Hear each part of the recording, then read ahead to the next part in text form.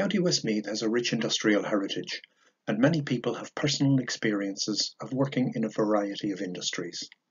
This project aims to capture the living memories of the lives and working practices of these industries in the form of oral history recordings. This is one of several interviews being conducted over the coming months. The interviews will then be preserved as a permanent resource and stored with Westmeath County Libraries.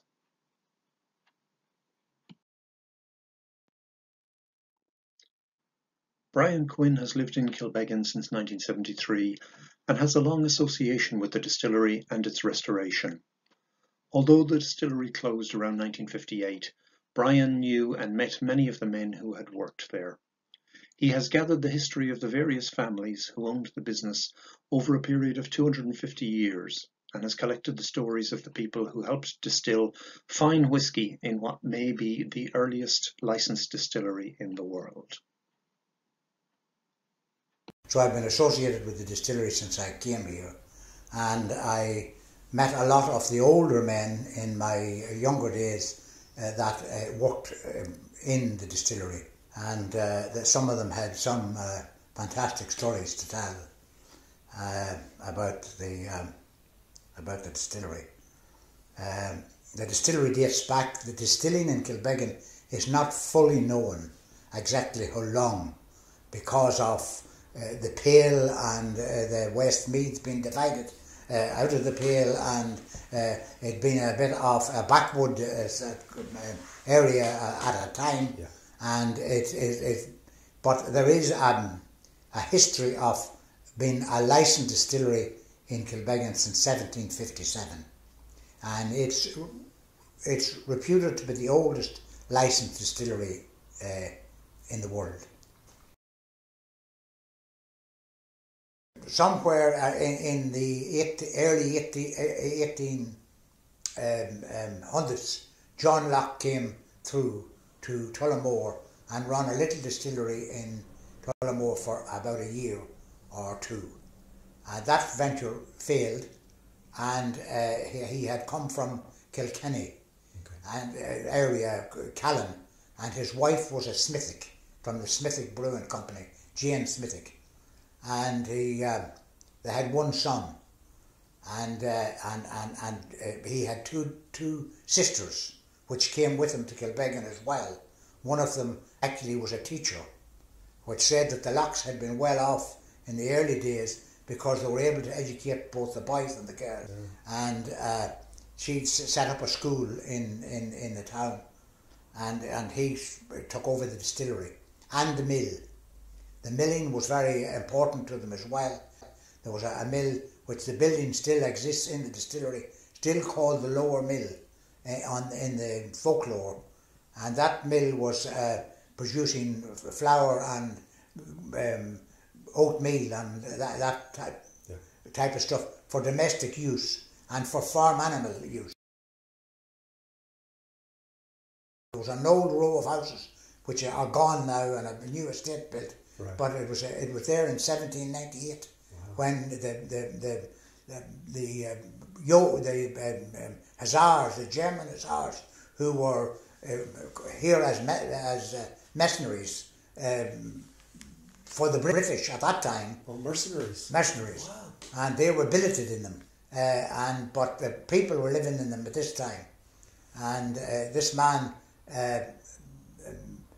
used to work the fermentation vats, and of course when the fermentation vats were settling, when it had nearly settled, you had a very rough beer, about maybe a 6% alcohol, and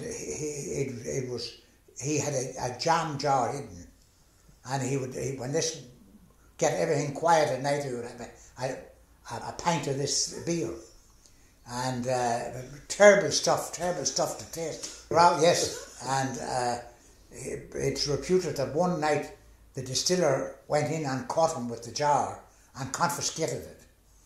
And he confiscated it, and this man wore a pair of cut-off Wellingtons, which was quite common in those days, that they cut the Wellington off at the ankle and make a sort of a pair of rubber boots out of them. And he was reputed to have taken off the boot and filled it with the beer and drank it. And those are the sort of, there was loads of stories like this code book, by the way, starts in 1909 and it goes through until the distillery closed. And you can see at the end where the challenge came between the trucks on the road and the boats. Mm-hmm. More the trucks on the road and the boats than the rail in this case, because the nearest railway was 3 mile away in Hursleep, and the boat brought it very close, within quarter of a mile of the distillery. So it worked better. So in this book you have all the names of the men. You have the boat on one page and the amount of cargo, and on the other page you have the name of all the men, what they brought down each time, and their tear weight and the amount of coal. And in the front of the book there's two boats, a man and 2 boats,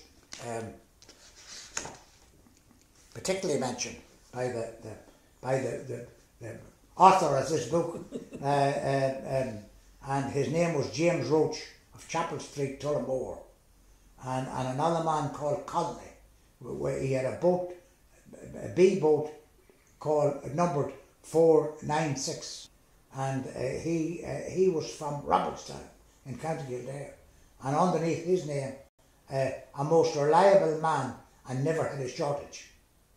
They could tell if there was a shortage, because that's why they went, to make sure they were getting. And they could tell if there was a half a ton taken off her in the bog on the way down there.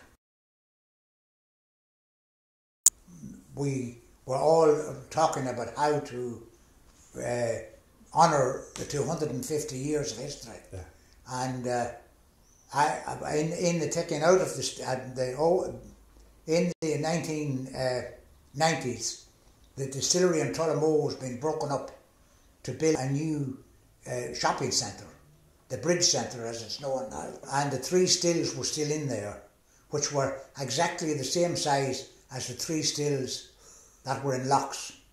So we bought the copper, and I organised cranes and men and all that, and we brought the copper home to Kilbeggan. So that was where we put the stills back in the same situation as the big lock stills were. But in the taking home of the stills from Tullamore, there was a small still into the side that I put my eye on, and in a boiler house. And I inquired of the man I was doing the business with in the old Williamson company at the time, could I take that one? And he said, yeah, you can take that one with you too. So I got a few men around and we knocked it out of its stand and we took it home, and I suggested to John Teeling at the year before the 250th anniversary, he was looking for ideas, and I said, why don't we put the little still going to make some whiskey as a just a one-off. A one-off. Yeah. And it developed then into, we put in that still and had it going for the 250th anniversary, and made whiskey with it